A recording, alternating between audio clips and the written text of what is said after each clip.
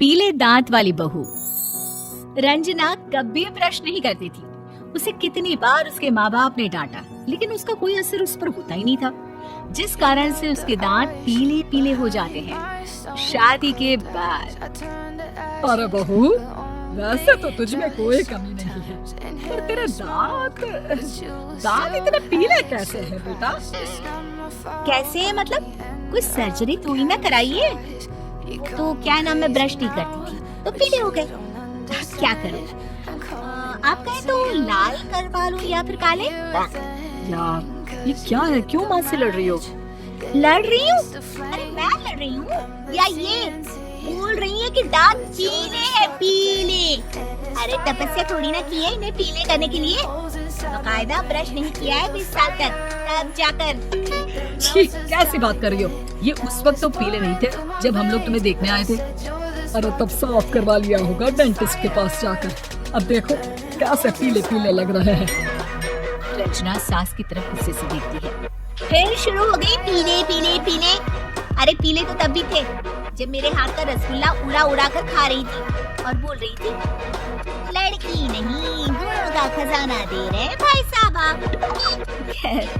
अब वो लोग करते भी तो क्या करते, पीले दांत वाली बहू पल्ले पड़ी थी तो झेलना तो था ही। एक दिन कीर्तन में रंजना गाना गा रही थी। अरे कमला बहन, माँ का द्वार है, यहाँ तो सब शुद्ध होकर आते हैं, फिर अपनी बहू को ब्रश भी नहीं करवाती तुम। दूर से पीले पीले दांत भक्ति में बाधा उत्पन्न कर रहे हैं। अरे कोई 2 साल के बच्चे थोड़ी ना लेकर आई हूँ मैं बहू बनाकर। अच्छी खासी लड़की है, अरे कैसे करवाऊँ ब्रश? ये तो उसे खुद करना चाहिए ना।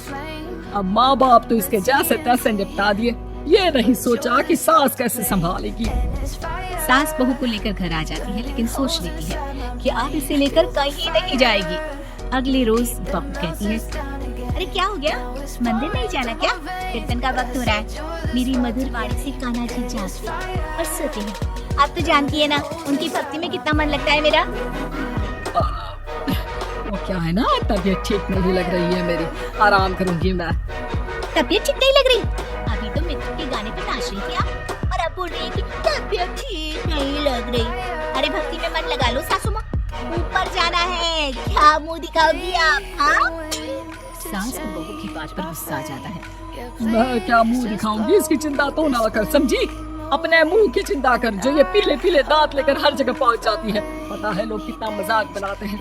ना जी ना, मैं नहीं जाना कहीं तेरे साथ। तो ये बात है, कोई ना, मत जाओ, मैं अपने कमरे में ही बैठकर भक्ति कर लूंगी। ऊपर वाला दांत थोड़ी ना देखता है, मन देखता है, भावना देखता है। और अरे बस बस, तू सब कुछ दिखा, बस ये सफेद चमकदार दांत ना दिखाना किसी को, है? जा यहाँ से। बहू को सास की बात का कोई फर्क नहीं पड़ता, वो तो जैसी थी वैसी ही रह जाती है। सुबह नहाकर किचन में खाना बनाना, फिर खाना खाना, कीर्तन भजन करना और सो जाना। एक दिन, माँ जी मैं सहेली के घर जा रही हूँ, शाम को लेट आऊंगी।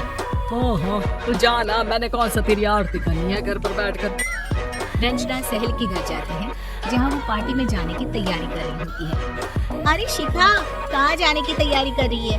मैं गलत वक्त पर आ गई क्या? अरे नहीं यार, उल्टा सही वक्त पर आई है। मैंने ये साड़ी और ज्वेलरी निकाली है यार, शाम को इनके ऑफिस की एक पार्टी में जाना है। बताना कैसा लग रहा है ये सब? नहीं यार, इस ड्रेस के साथ तो वो वाली ज्वेलरी अच्छी लगेगी। हाँ, सही बोल रही है, मैंने ध्यान ही नहीं दिया। वैसे तो हमेशा से मस्त फैशन सेंस रखती है। तो बड़ा जाती होगी ना पति के साथ पार्टी में। रंजना कुछ नहीं बोलती, बस सोचती है कि यार काश ये बात सही हो जाती। पर मैं क्यों नहीं जाती पार्टी में? क्या इन लोगों की कोई पार्टी होती नहीं होगी? रंजना घर आती है और रात में पति से सवाल करती है, एक बात बताइए, आप मुझे किसी पार्टी में क्यों नहीं ले जाते? क्या आपके यहाँ ऑफिस में पार्टी नहीं होती? पति बेचारा क्या कहता कि दांत पीले हैं तुम्हारे इसलिए। अरे कोई पार्टी होती नहीं हम लोगों के ऑफिस में, तो कहाँ से लेकर जाऊँ? और मार्केट, मॉल, कहीं वीकेंड घूमना, कहीं तो। अरे यार, सारे हफ्ते में एक छुट्टी मिलती है, तो सोचता हूँ कि आराम ही करूँ। क्यों? रंजना मन मार के रह जाती है। पहले कभी सास के साथ मंदिर जाया करती थी, लेकिन वो भी सास ने ले जाना बंद कर दिया। घर बैठी बैठी रंजना बोर हो जाती है। तभी उसे आइडिया आता है और वो मायके जाने का सोचती है। सासू माँ, 2 दिनों के लिए मम्मी के घर जा रही हूँ। अच्छा अच्छा ठीक है, आराम से जा। और हाँ, माँ से कुछ अच्छी आदत सीख कर आना कि कैसे शरीर के हर बात की तरह दांतों की सफाई भी जरूरी होती है, समझी? शुरू हो गई ना आप? वो लोग आपकी तरह नहीं है कि छोटी छोटी बात का बतंगड़ बना दे। उन लोगों के लिए मैं मायने रखती हूँ, ना कि मेरे पीले पीले दांत। रंजना माँ को बिना बताए उन लोगों को सरप्राइज देती है, लेकिन जैसे ही वो दरवाजे पर पहुँचती है, अंदर देखती है कि घर वाले कहीं जा रहे होते हैं। अब माँ, काश रंजना दीदी के दांतों वाली प्रॉब्लम नहीं होती तो वो भी हम लोगों के साथ चलती ना बुआ जी की बेटी की शादी में। हाँ बेटा, लेकिन अब उसे कौन समझाए कि उसको उसके पीले दांत नहीं दिखते, लेकिन उसके आसपास के लोगों को कितना एम्बैरेसिंग फील कराते हैं।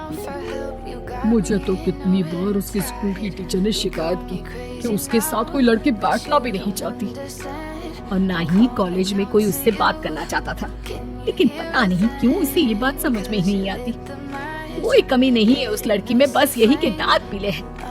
वो तो भला हो जीजा जी और उनकी माँ का, जो दीदी को जैसी है वैसे ही रखा हुआ है। रंजना को अपने घर वालों की बात सुनकर बहुत दुख होता है। वो सोचती है कि वो क्या करे, लेकिन फिर वो सीधा डेंटिस्ट के पास जाती है, अपने दांत चमकाती है और कसम खाती है कि वो रोज ब्रश करेगी। अरे क्या हो गया? तुम तो 2 दिनों के लिए गई थी ना? तो कोई नहीं, अच्छा है, चलो आ गए। रंजना सास के सामने आकर खड़ी हो जाती है और पूरी स्माइल करती है, उसके चमकदार दांतों को दिखाती हुई।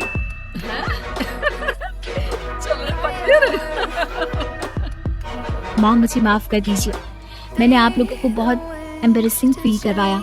मैं आज से रोज ब्रश करूंगी।